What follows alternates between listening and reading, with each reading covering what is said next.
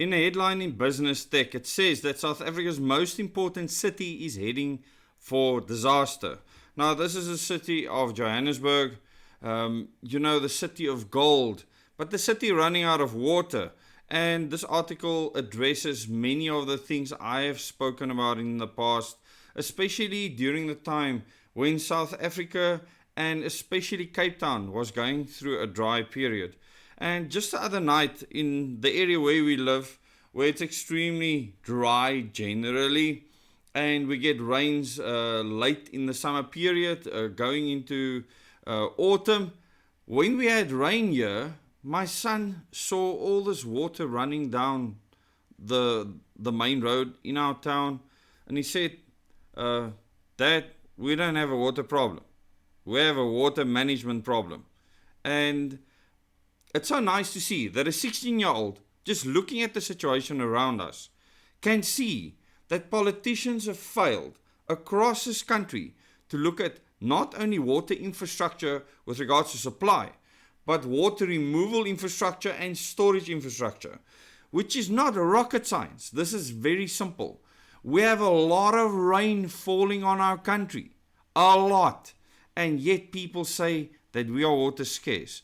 This is absolute insanity. We have invented electricity. We have invented pumps. We have invented pipes. We can transfer water across thousands of kilometers if we want to.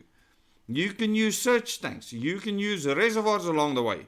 There are numerous ways for us to transfer water from one place to another if we want to. It just takes political will and common sense and politicians understanding a very basic situation, that our country's water infrastructure is shot. And this is not just the case in Joburg or in Cape Town or in Port Elizabeth or on the Garden Route or in KwaZulu-Natal. It's the case everywhere, and it's the case everywhere in the world except Israel. So in this article, it talks about Dr. Anthony Turton, who has warned about the water situation for a very, very long time. He's someone that was involved in intelligence, and the old SAS, South African Secret Service, initially was part of the founding of the organization and had a very specific and keen interest in water scarcity within Africa. And he warned back then, and so did I, that the water infrastructure needs to be addressed before it becomes a crisis. And I was at the forefront of exposing the DA's inadequacies in the city of Cape Town and their lies with regards to the situation there. And how all they managed to do is put fear into people and get more money out of them. People paid more money for water and got less in return. I warned people about smart water meters that will be able to control and monitor your water consumption. Not just that, but be shut off at the push of a button. So I've warned people about all this. And now the chickens are coming home to roost. And in Joburg, things are dire. Now, in Joburg at the moment, 50% of the water pumped to reservoirs, etc., is running into the ground because of leaks. It's no different in the city of Cape Town. The city of Cape Town is basically an aquifer underneath because of all this water that is just running into the ground. The water is literally underground, overflowing into the ocean. That is how bad it is. Pumped all the way from the Boland. So people need to understand that water infrastructure problems and the fact that politicians do not know how to deal with this crisis will cause cities to desertify completely, will become like deserts, and people will leave in their droves. And places like where I live in the Northern Cape, where people say you have very little water, we have water that come from underground, which is fine all year long. We don't have the amount or number of people that dry up all the resources completely. We don't have people wasting water continuously. So we are fine where we are. How will people in cities cope when the taps run dry, when the pumps don't pump anymore? Many of you are experiencing this on a daily and weekly and monthly basis. Some of you have been without water for weeks already.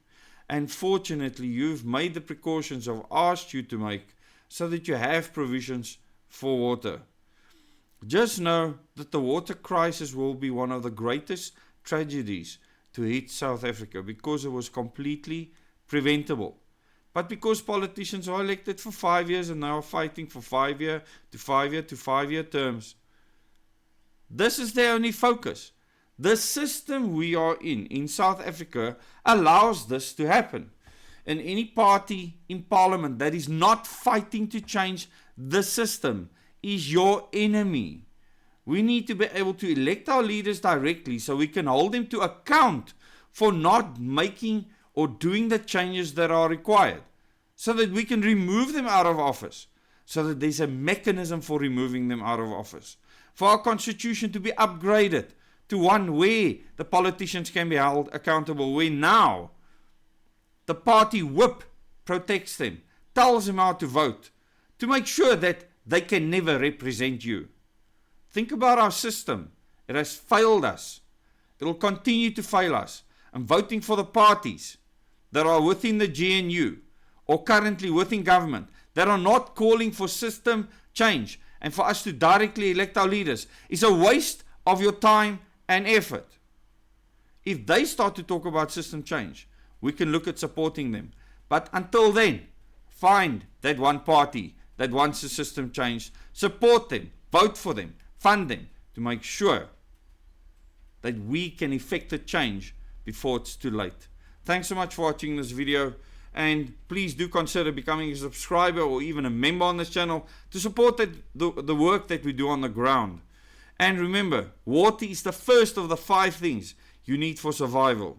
It is not your right, even if the Constitution says so. It's nobody's right. You need to make sure that you have access to water if you want to survive. Thanks so much for watching this video, and remember, this channel is about freedom, maximum freedom. So remember to stay free.